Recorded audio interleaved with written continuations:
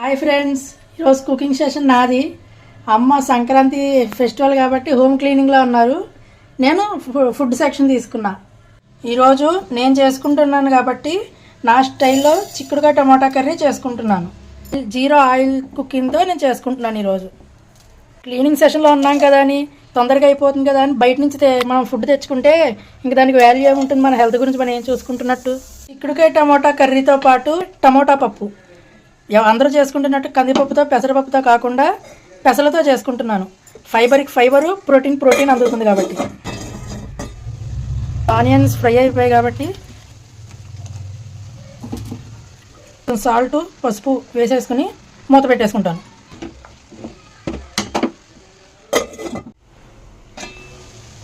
ముక్క ఉడికిందో లేదో చూద్దాం.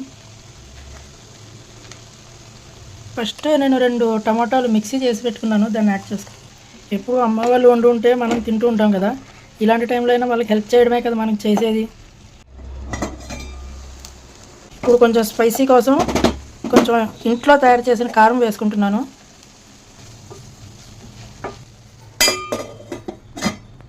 రైస్ అంటే ఇష్టం లేనిది ఎవరికి?